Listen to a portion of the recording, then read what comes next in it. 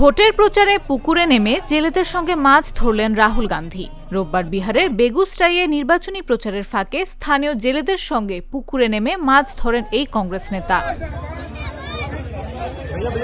এ সময় তার সঙ্গে ছিলেন বিকাশশীল ইনসান পার্টি সভাপতি ও রাজ্যের সাবেক মন্ত্রী মুকেশ সহনী। ভিআইপি দলটি বর্তমানে বিরোধী জোট ইন্ডিয়া ব্লকের সহযোগী দল হিসেবে কাজ করছে।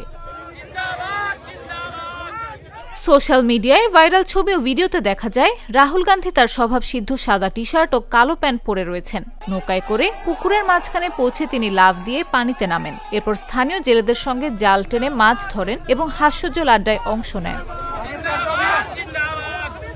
এদিন মাছ ধরার সময় রাহুলদের সঙ্গে কংগ্রেস নেতা কানহাইয়া কুমারও উপস্থিত ছিলেন। তাদের দেখে পুকুর পাড়ে ভিড় করেন শতাধিক স্থানীয় জেলে, যাদের কেউ কেউ পানিতে নেমে নেতাদের সঙ্গে যোগ দেন।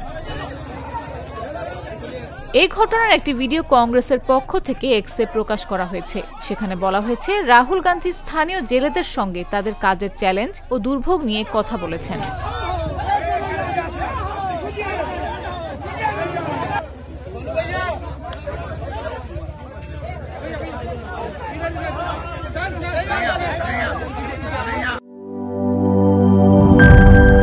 বিজলি কেবলস যে কোনো স্থাপনার বৈদ্যুতিক সংযোগকে রাখে নিরাপদ, কারণ এর স্কিন কোটেড ইনসুলেশন সম্পূর্ণ ফায়ার রিটার্ডেন্ট আর সেলফ এক্সটিংগুইশিং। তাই বিজলি কেবলস নিজেই নিজেকে নেভায়।